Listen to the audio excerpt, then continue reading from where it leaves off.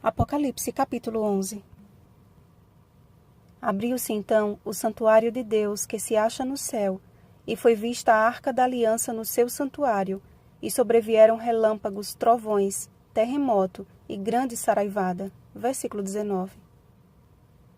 Como vimos no capítulo anterior, o dia 22 de outubro de 1844, conhecido como Dia do Desapontamento, não se referia à volta de Jesus, mas à entrada de Jesus no lugar santíssimo do santuário celeste.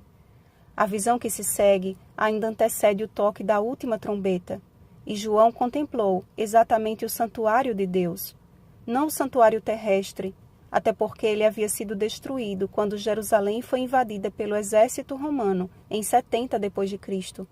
A João, portanto, foi dada a ordem de medir com uma vara o santuário celestial. Esta ilustração representa uma cena de juízo que é iniciada primeiramente entre o povo de Deus, como está escrito no livro do profeta Ezequiel. Começai pelo meu santuário. Ezequiel 9:6. E como reforçou o apóstolo Pedro, porque a ocasião de começar o juízo pela casa de Deus é chegada. 1 Pedro 4:17. Cristo iniciou a fase do juízo investigativo pelos de dentro de casa e a encerrará pelos de fora, ou seja, aqueles que rejeitaram a mensagem do Evangelho. Surge então mais um período profético de 42 meses. A Cidade Santa representa a Igreja de Deus sendo alvo da ira de Satanás. Apocalipse 12:17. Na verdade, este período corresponde aos 1260 dias proféticos do versículo seguinte, isto é, 1260 anos. Este foi o período já estudado no livro de Daniel, em que os cristãos foram perseguidos e muitos foram mortos na Idade Média, 538 a 1798 d.C. As duas testemunhas simbolizam o Antigo e o Novo Testamento. Jesus mesmo afirmou que são as Escrituras que dele testemunham. João 5,39. Neste período, houve grandes trevas espirituais, e o termo vestidas de pano de saco aponta para um tempo em que a Igreja Romana, em seu apogeu papal, faria de tudo para ocultar as verdades da Palavra de Deus. Assim como são consideradas testemunhas de Deus, as Escrituras também receberam duas outras ilustrações, as duas oliveiras e os dois candeeiros, confirmando uma das visões do profeta Zacarias, Zacarias 4, 3-7, e o que compôs o salmista. Lâmpada para os meus pés é a tua palavra, e luz para os meus caminhos. Salmo 119, 105. Ninguém pode ir de encontro à palavra de Deus e não sofrer as consequências por seus maus atos. Quando Elias profetizou que não iria chover por 3 anos e meio, 1 Reis 17:1, toda a terra sentiu a tragédia de dar as costas ao assim diz o Senhor. Todo aquele, portanto, que ignora ou resiste às verdades das Escrituras, será julgado e condenado por seu procedimento no grande dia de Deus.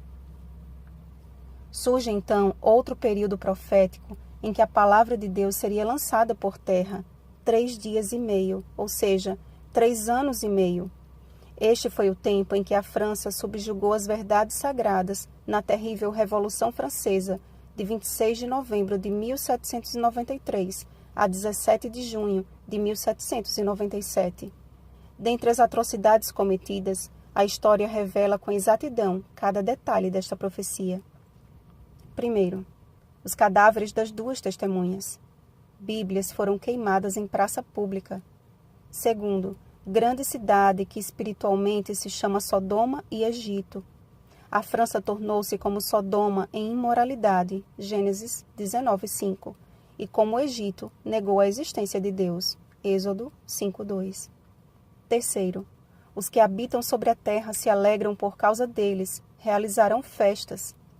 Foi abolida a semana de 7 dias e instituída a semana de 10 dias, e o 10º dia era dia de festas e orgias.